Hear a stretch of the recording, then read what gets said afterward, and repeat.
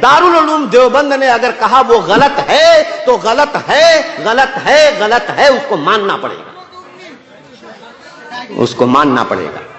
और दारुल उलूम देवबंद हरगिज हरगिज दावत और तबलीग का मुखालिफ नहीं है। कैसे? अब अगर वो उससे रुजू करता है ये उसका काम है, इस्लाह कर लेता है ये उसका काम है, अगर वो इस्लाह कर लेता है ये उसकी ऐन सआदतमंदी की बात है। लेकिन हमारे इल्म में कोई रुजू नहीं है, लेकिन हमारे इल्म में कोई रुजू नहीं है। और यही वजह है कि उसके बाद अभी ताज़ा अप्रैल के महीने में, वो जून के महीने में, 2023 के जून के महीने में, और ज़िक़ादा का महीना अरबी का चाँद के एतबार से 24 ज़िक़ादा का, मैं ये कहना चाहता हूं कि ये चोली दामन का साथ है, मदरसे और दावत व तबलीग। तो ये दावत व तबलीग का ये जो सिलसिला है बड़ा मुबारक सिलसिला है। देखो, दावत देना, खैर की दावत देना, उसकी कोई मुतय्यन शक्ल नहीं है मंसूस, उसकी शक्लें मुख्तलिफ हैं, जमानों के बदलने के एतबार से भी उसकी शक्लें अलग अलग हो सकती हैं। भाई पहले जमाने में ये शक्लें नहीं थी, बड़े बड़े इज्तिमाआत मुनक़िद करने, ऐसे बड़े बड़े इज्तिमाआत नहीं हुआ करते थे। ये तो हालात के बदलने के एतबार से ये उलमाए किराम और बुजुर्गों ने ये सोचा कि भाई ये भी एक शक्ल है, चुनांचे इस शक्ल से भी जो है लोगों को दावत व तबलीग की जाती है। मेरे दोस्तों, बहुत अच्छी चीज है दावत व तबलीग। दारुल उलूम के एक फर्जंदे अर्जमंद ने इस सिलसिले को बाकी रखा है, और हमेशा दावत व तबलीग के जिम्मेदारान दारुल उलूम देवबंद से मरबूत रहे हैं, और दारुल उलूम देवबंद हमेशा उनकी सरपरस्ती करता रहा है।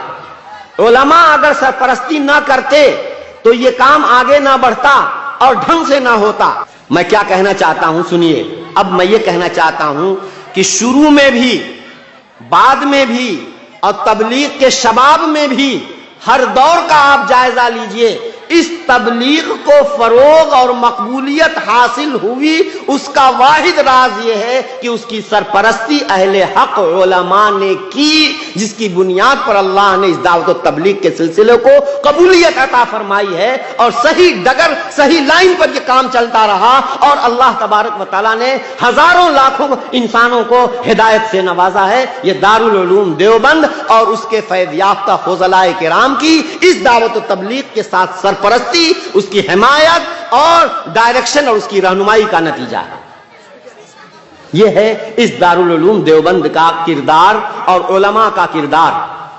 अगर आप लोग सरपरस्ती नहीं करोगे और हम जाहिल लोग हैं, अगर हम लोग ये काम करेंगे और काम बिगड़ेगा तो अल्लाह के यहां पूछ आपसे होगी और आप जिम्मेदार होगे। जाहिर बात है कि जैसे हर मकान के अंदर जाले लगते हैं और हर मकान के अंदर बोसीदगी आती है, इस काम के अंदर भी ज़माने के तग़य्युरात की बुनियाद पर या किसी भी न किसी वजह से इस काम के तरीक़े कार में भी कुछ न कुछ गड़बड़ियां हुई। बाज़ जिम्मेदारान जो इस वक्त के जिम्मेदार कहे जाते हैं, उनकी कुछ ऐसी बेअतदालियां सामने आई। कुरान और हदीस की तशरीह के सिलसिले में उन्होंने कुछ आजाद होकर के सलफ उम्मत, सहाबा, ताबईन, तबे ताबईन, उलमाए उम्मत, उनकी तशरीहात को छोड़ करके मनमानी तशरीहात करनी शुरू कर दी, जिसके नतीजे में उम्मत के इजमा से भी इनहिराफ होने लगा, और ऐसी ऐसी बातें सामने आने लगी कि किसी ने सुनने वालों के रोंगटे खड़े हो जाएं कि या अल्लाह कैसी इतनी संगीन बातें उन्होंने कर दी। बाद दफा अंबिया तक की तौहीन हो रही है, हजराते सहाबा तक की भी तौहीन हो रही है, और जनाब आली ये जो मुतवारस तरीका है दीन का और खिदमत दीन का, इस मुतवारस तरीके को भी कहा जाने लगा कि साहब ये मदरसों में जो तालीम और ताल्लुम का सिलसिला है, ये तालीम अपनी सुन्नत के तरीके से हट गई है। अजीब व गरीब अंदाज से बातें की जाने लगी हैं। इसी बुनियाद पर बाज बड़ी गलतियां, जब बहुत सी बड़ी गलतियां लिख करके दारुल उलूम देवबंद में भेजा गया, तो दारुल उलूम देवबंद के बड़े असातिज़ा मुफ्तियान किराम ने बहुत हालांकि दावत व तबलीग से बहुत मोहब्बत है, लेकिन मेरे भाइयों, बच्चे को भी जो हमारे दिल से भी ज्यादा दिल का टुकड़ा होता है, अगर उसके जिस्म के किसी हिस्से में फोड़ा हो जाए और सख्त किस्म का फोड़ा हो जाए تو باپ اس کا آپریشن کراتا ہے، بچہ چیختا چلاتا ہے، لیکن اس کی فائدے کے لیے آپریشن کرانا پڑتا ہے، اور باپ یعنی پوری خیرخواہی کے ساتھ اس کا آپریشن کرواتا ہے۔ تو یہ ہمارا اپنا کام تھا، ہمارے بزرگوں کا لگایا ہوا یہ چمن تھا، ہمارے بزرگوں کا لگایا ہوا یہ شجر تھا، اس میں اگر دیمک لگ رہی ہے تو ہماری ذمہ داری ہے کہ ہم اس دیمک کو کھرچ کر کے پھینک دیں، تاکہ بقیہ درخت جو ہے وہ تر و تازہ رہے، ایسا نہ ہو کہ وہ پورا درخت جو ہے وہ دیمک کھا جائے۔